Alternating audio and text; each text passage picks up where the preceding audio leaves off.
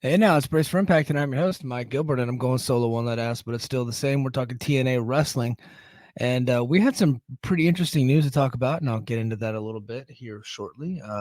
Hold on, swig of coffee for the Brace for Impact listeners. I greatly appreciate you. Yeah, man. So,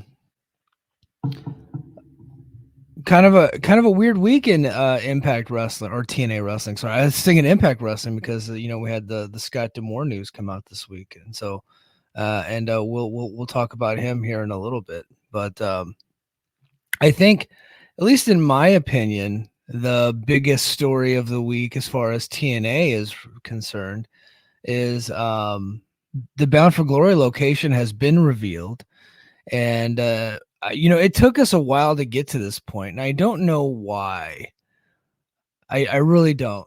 But as you guys have already heard by now, I'm sure you already know. But on Thursday night, it actually came out on Wednesday at some point on Fightful Select. Sean Ross Sapp had revealed that he thought that the location was Detroit, and I think that was. I don't know this for a fact. Okay, it feels like that was strategically leaked to him to then drum up interest in the announcement that they were going to do on Impact the next night.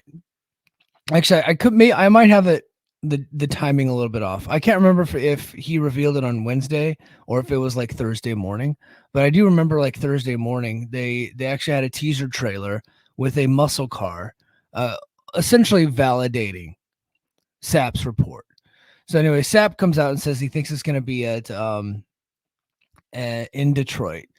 And so I started kind of like scouring the Google looking for like locations where it could be.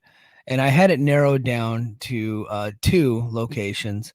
One was just a concert venue inside of a casino. It was a little like it looked like it was a little small, but I was like, you know what? They've done smaller venues before. So I was like that or the Wayne State Field House.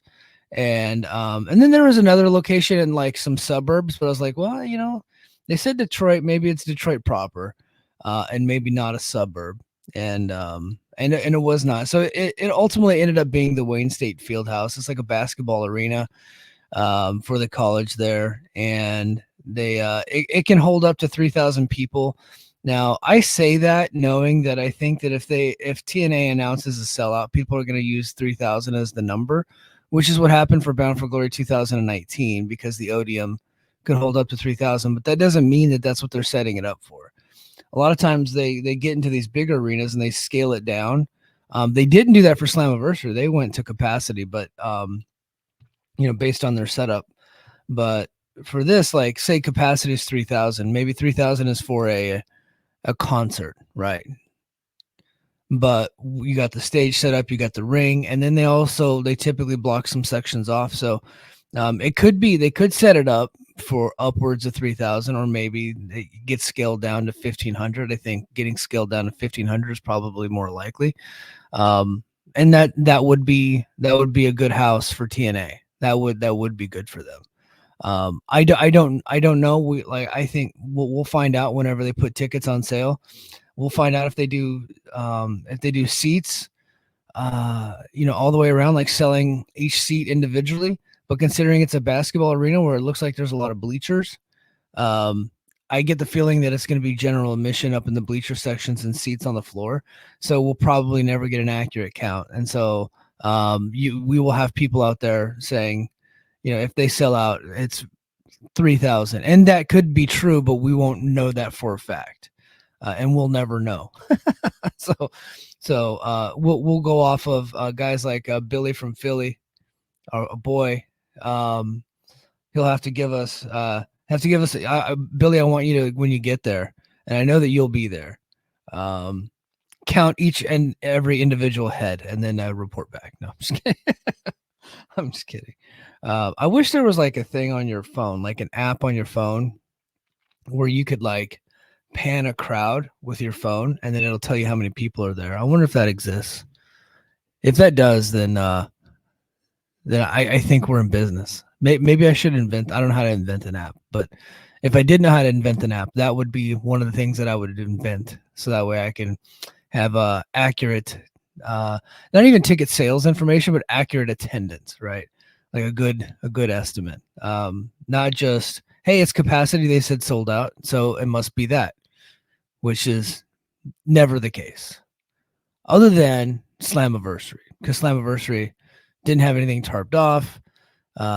They were legit like over 3,500 for that. So we're not going to get there because this place can't even hold 3,500. But we'll get into the thousands on Bound for Glory, and yeah, man. So I was when I first heard the news, I was kind of a little bit deflated. Not because like, look, I'm not going anyway, so it really does not affect me. But I just assumed that it was going to. I just assumed that it was going to be in the UK, and that wasn't even really my assumption. Like it had been out there for a while that the UK was rumored for Bound for Glory, and it made all the sense in the world. I think they need to go back to the UK. They do well there. And I figured that if they go to the UK for a big show, it would very likely be like they would beat Slammiversary if they decided to run a bigger venue. I felt like they could have beaten Slammiversary because, say what you want about the UK, but they're pretty rabid fans and they still really like TNA out there, despite the fact that it's not all that accessible. They did really well with their tour last year. And I know it was super small venues, but those things were pushed out to capacity to where like you would have to look at that and be like, man, we did like 3 shows in 4 days and all of them were sold out. We could probably do one show in a bigger arena and do some pretty damn good business. But the rumors had been out there for months. I think and they perpetuated that whenever, or I can't remember when it was a month or 2 ago when they said that there is whenever they said that there was,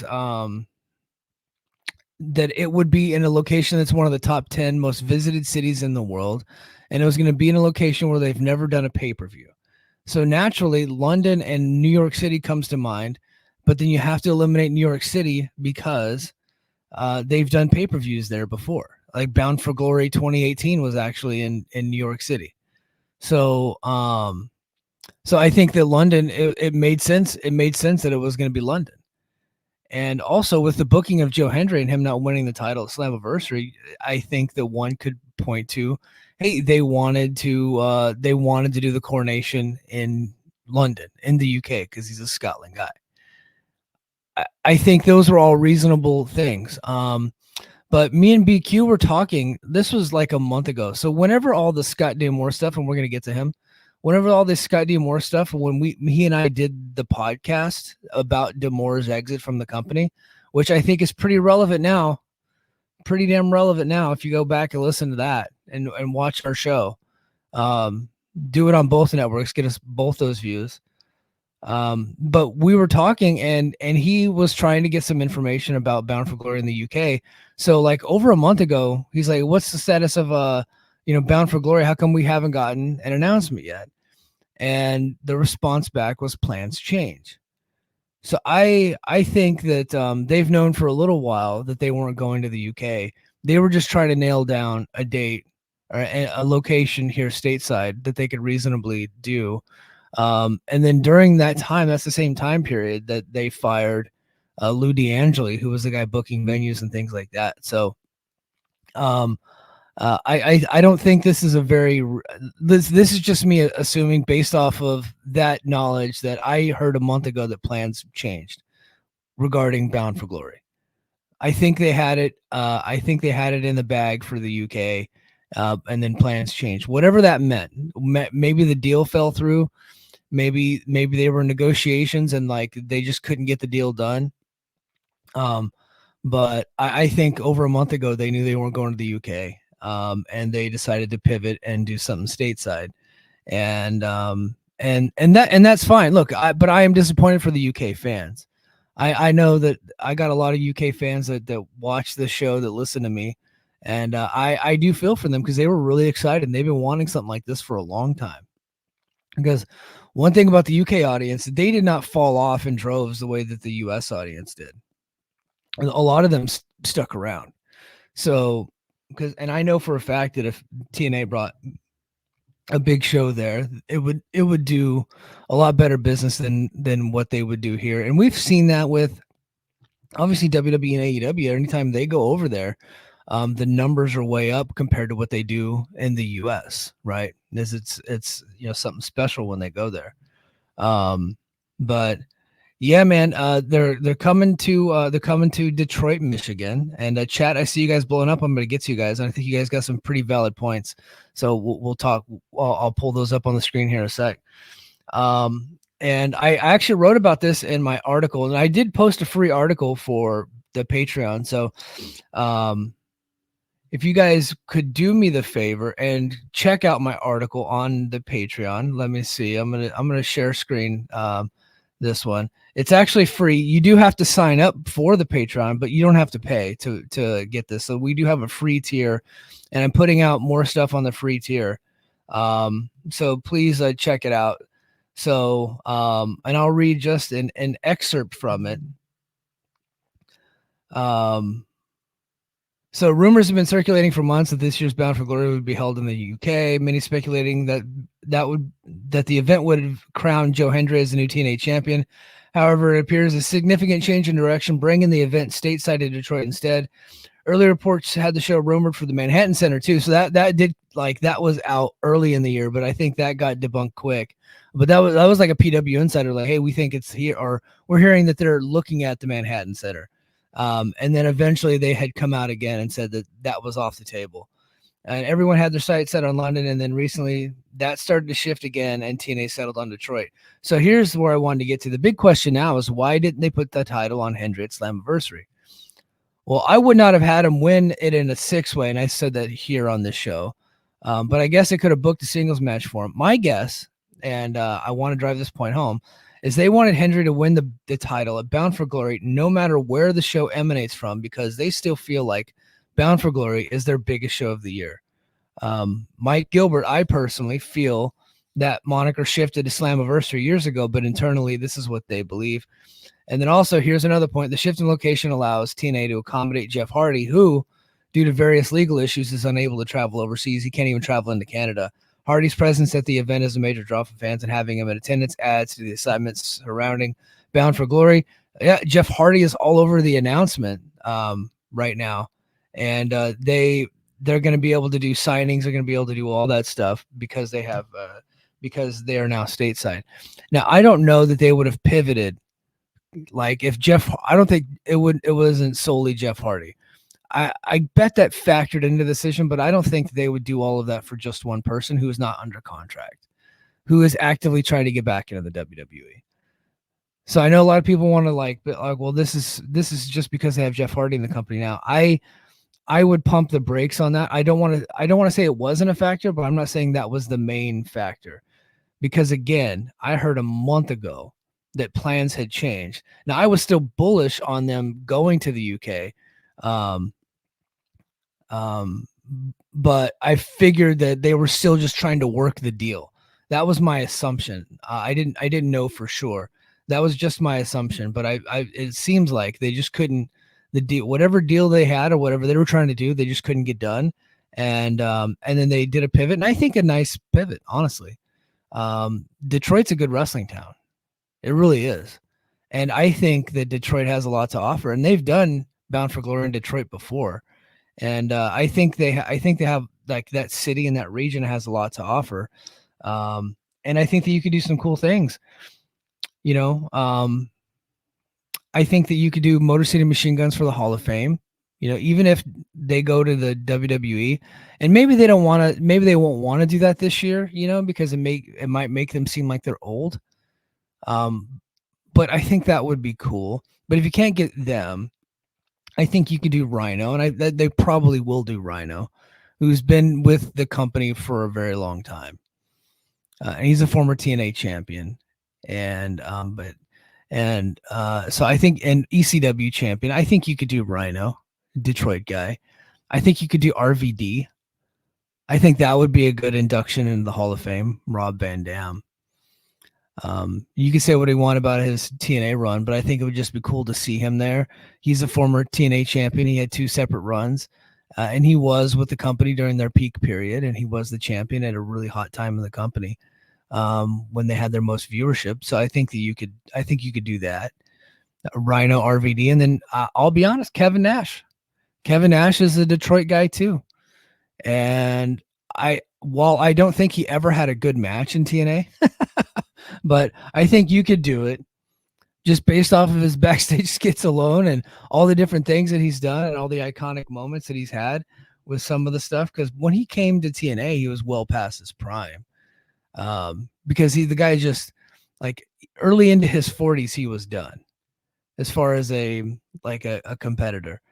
I'll be like, actually, it was like towards the end of his WCW run, he was done. He was like in his late 30s, and the guy had just been beat up, and he went to WWE right after that and blew out. I think he blew out his quad, and he was just never really the same. So I think that then he came to TNA, and I know he had some he had a main event run at one point, like early on, before the Spike era. But I think that you can you could put him in for all the paparazzi stuff and all of the X Division series and like musical chairs and but he really and then he had the comeback during the Hogan era, which wasn't like great, but he did have like definitely a few different eras with TNA, and I think one of the more underrated kind of comedy figures in the history of the company, and a guy that really made a ton of money in TNA and didn't really contribute a lot in the ring. Most of his contributions were backstage. So I think that would give you 3 different options for the Hall of Fame if you're going to Detroit. So all right, I got Billy, Io, and Lucha in the chat, and they're all making some really good points. So Billy says you can estimate based on rows and number of sections. Yeah. So I need you to get on that, Billy, because I won't be there. Okay. Io says there's some violence in the UK right now. I would think that's part of the reason. I don't think that had anything to do with it, because I don't think anybody thinks that's going to continue to be going on in October. That should probably be over soon. And I'm pretty sure this decision was made a month ago. I'm pretty sure. And I think BQ will probably have some more information. I should ask him. He's going to listen to this before he records this show. I should ask him if he's going to reveal that information. I didn't reveal anything. I just revealed that he said he heard that plans had changed like a month ago. So TNA Bound for Glory is sponsored by Mom Spaghetti. I wonder if I don't think they can get Eminem. I don't think they can get Kiss. Definitely not Gene Simmons, because that would cost him an arm and a leg. I bet it would not shock me to see Violent J from ICP there. He was just on MLW too. They're gonna have that battle royal. It would not shock me to see Violent J. And then they could probably bring in Slim J too. I think and MLW just did that, so it'd be a straight ripoff from Battle Riot. But it would not shock me that they did the Call Your Shot Gauntlet, and either one of those guys or both were in that. And Io says, or maybe they just couldn't get I think it's more likely, not that they just couldn't, but they couldn't come to an agreement. I'm not saying this is even TNA's fault, but they were at one point they were so confident that they would be going, and I'm just gonna say London, because I don't think they were ever headed to like Bangkok or Bangladesh or any of the other, like if you go to like the top 10 most visited cities in the world, I don't think there were ever negotiations for any of those. It was absolutely London, and they were so confident they put out a press release saying that they're going to be going to one of the most top 10 visited cities in the world, and it ended up fucking being Detroit. So let's see. I think having Hardy's at BFG was a significant factor. They want star power at show, particularly with no Ali. Well, I think they do want the Hardys to be there, but I don't think they were going to change the location based off of one person that's not under contract. That doesn't mean it didn't factor in, but I think that I'm sure that they're like, well, hey, look, we had to move it, but at least now we can get Jeff on the show, and we can advertise him, and he's all over the advertising too. So UK is also significantly more expensive unless it's a longer tour. Yeah. So maybe they just couldn't make the money work, right? Lucha says Lou was going to have BFG in front of 400 people. Yeah, probably. UK has always had a shot on the US when it came to TNA. They'd sell out Wembley Arena in the UK and then come back to the US and barely do tits in comparison. That's what I'm talking about. Those UK crowds are rabid and they still love TNA. I'm not kidding. Most of the hate, whenever I'm like being mean to TNA on my Twitter time, most of the hate comes from the UK fans that still love it. Jeff Hardy versus Joe Hendry, a world title at BFG confirmed. No, sir. No, sir. That is not happening. I don't want to make another bet, but that is not happening. Let's see. A couple more here. Billy says, my guess is Rhino well deserved to be in the TNA Hall of Fame. IS is main event Mafia. That would be cool. And I think most of those guys would be available to be in it. Like instead of just doing Kevin Nash, you can just do the whole Mafia. I just don't know that they would want to pay Sting and Kurt Angle to come in for it. I'll swig a coffee for the Mafia.